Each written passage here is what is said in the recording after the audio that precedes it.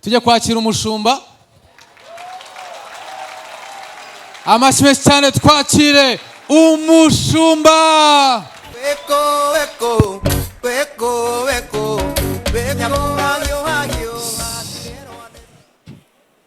Amen. Amen. Keneye ngo nzoza mvuga ngo haleluya, musubize ngo ya, siko? Haleluya. No. Mere uzudufasha igihande c'abasinzi ugishira nk'inyuma kuko kugishira imbere no kuduteranya. Haleluya. Haleluya. Mbere ko ntangira mumfashe kino kintu. Umukobwa twatandukanye ari mu kunshinja ngo nta wundi muntu turakundana. None ngiye gushaka umukobwa mo hano afata agaselfie tugapostinga kugira ngo mwereke ko ndi mu rukundo. Ninde muntu no kwifashisha? Ukundanye na Melissa ahubwo yo kwishima. Ninde? Okay, we ngwino. Wewe wirangaje ngwino. Kuransambanyiriza ubwonko banguka. Boyifata niba ari snap ufata cyangwa selfie ikibangutse. Tugipostinze kugira ngo mubabaze. Yavuze ngo nidutandukana ngo naho ndi mukobwa mwiza ngo uzongera kubona iki niki.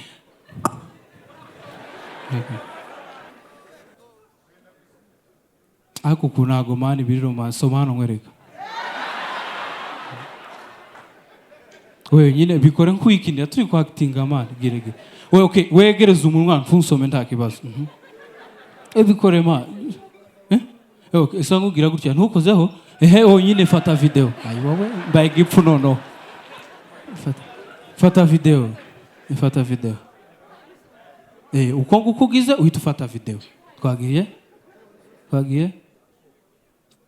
Turebe video kimeze. Ntago byajemo. Ntago byaje. Oya, dore hano hari ukuntu meze nabi ongera nkwereke. Twagiye. Ongera ugire. Harimo mikoro.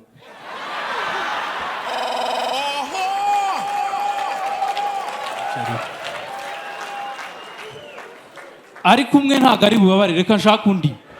Babe nka babiri nibwo barasizora. Abahungu naba bandi wa. Babiri nibo beza. Wowe urebye hirya. Je umuntu warangaye aba yirengagije ngwino kwereka utuntu nikorera. Ngana bifata video kandi upostinge kugira ngo nyine mubabaze. Twagiye gasoma hano kugira ngo abone ko biri seriye. Ariko gutya ko ndabona atari sawa na hano.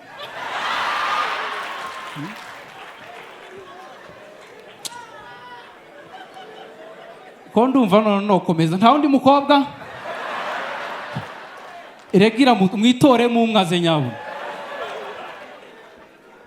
Ariko ikababwira icyatumye dutandukana yanshinjaga ngo imyaka 3 twabanye ngo nta ninda wanteye ibiki nta mukobwa utwite hano aza ariyo twifashisha.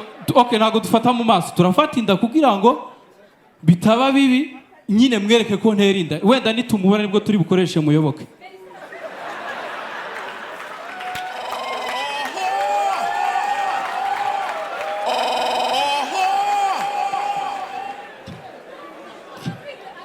Meri ngwino nkwereke. Meri ngwino hano. Wa Melissa naje.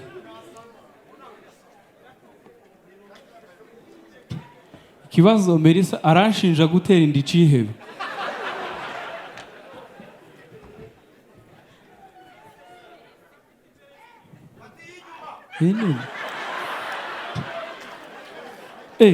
Ahubwo hano ko ntandi hari hindukira dufata urakoze cyane.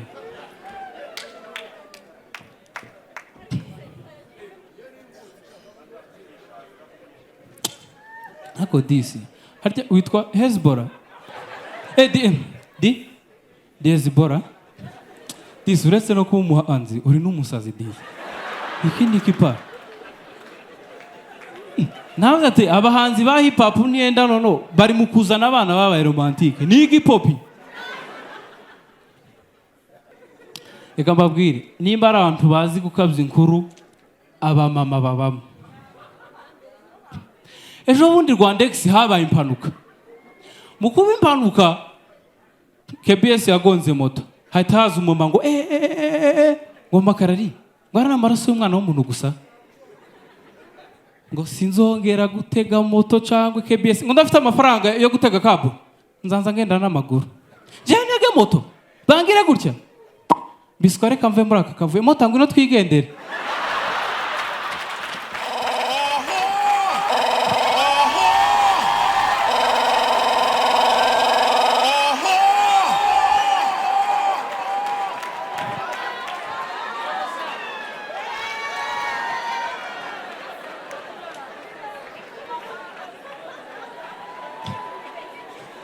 Iyo mba motari naye kumbwira ngo ko avuze uko nkujane nienda ntiyari kuruko avuga ngo njana gufata kabu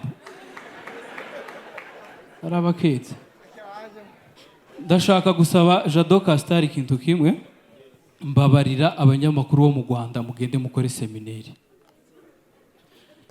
mubigishe ibintu bagomba kuvuga ko amakuru bayahagazeho. Rero nkejo wundi ku kiriro ca papa nabonye umutipe from nowhere yaraje ateretse igikuru hariya ngo ku kiriro ca papa ngo abana be baravuze turarira.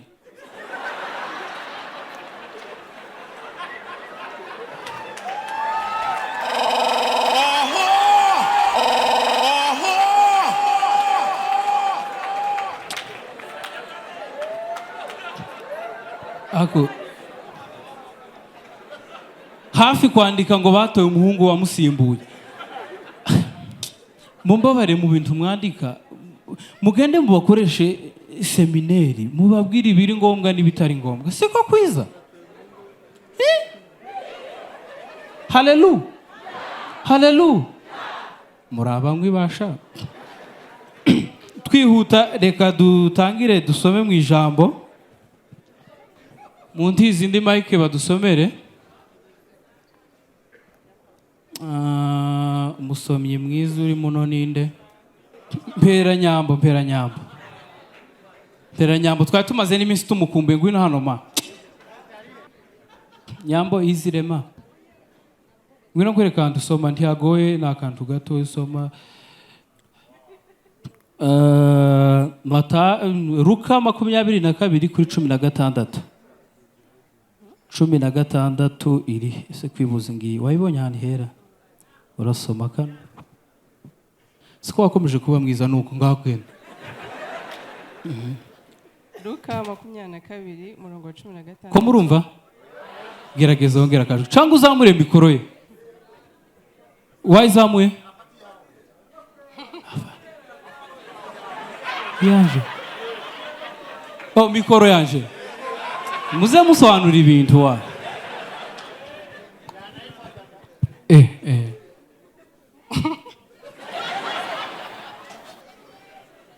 Luka 22 kufasha yanjura bishobora ngahe Luka 22 igice cya 16 baravuga ngo ndababwira yuko nazongera rwose kuyirya kugeza aho izasohora. Barabwiza ukuri ko atazongera kuyirya kugera aho izasohorera.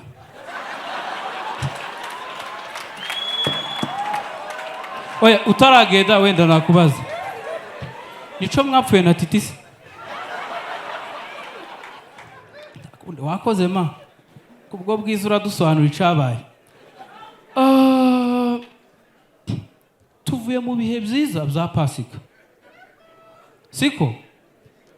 Muri Pasika buriya ikintu ushima je nasabaga nka leta idufashe iminsi mikuru yo muri Bibiliya yongerwe kuko mu minsi mikuru nibwo abantu basenga.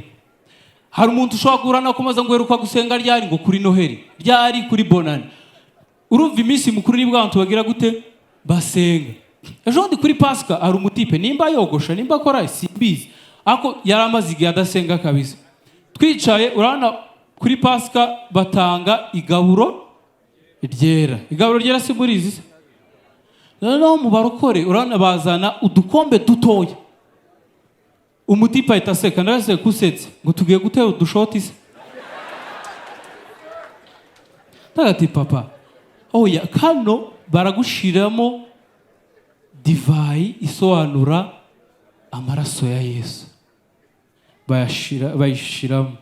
Ase bro tutabeshanye uretse ko barokore mubesha aya na amaraso ya Yesu cangwe ni imyuna yiwe. Nukuvuga ngo abantu mwongera iminsi yo gusenga kugira ngo byibuze tugende tuba Kristo ma siko.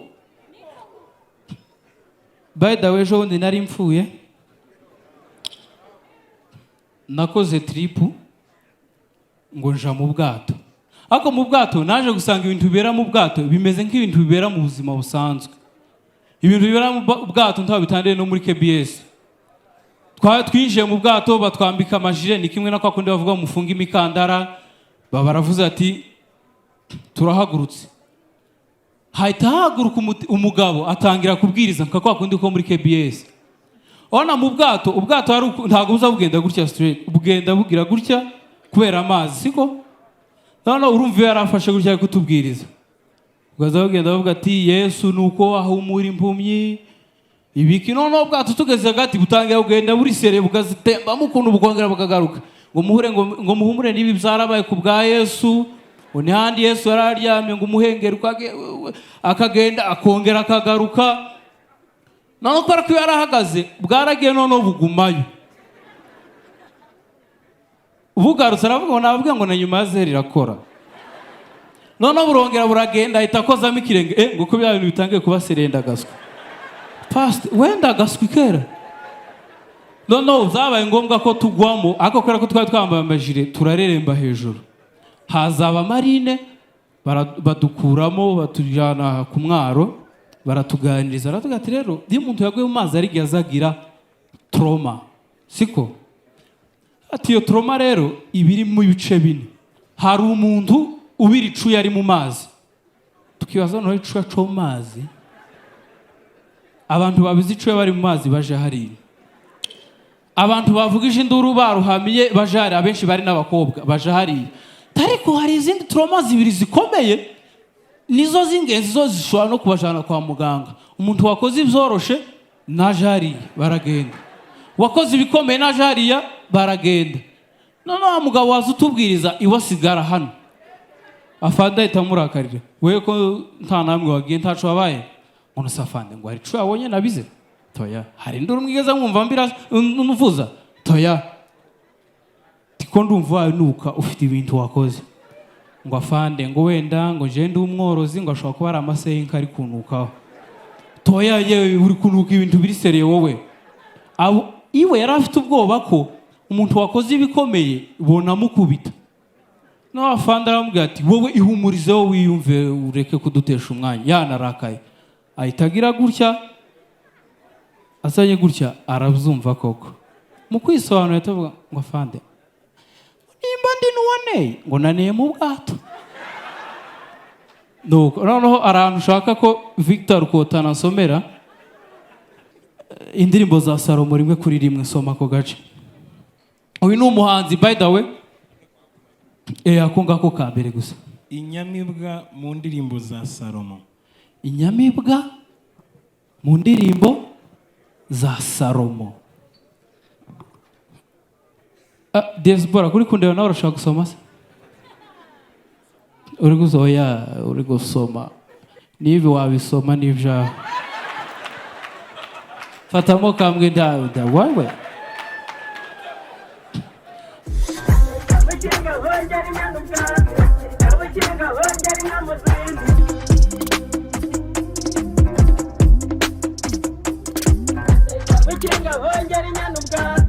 Kabukinga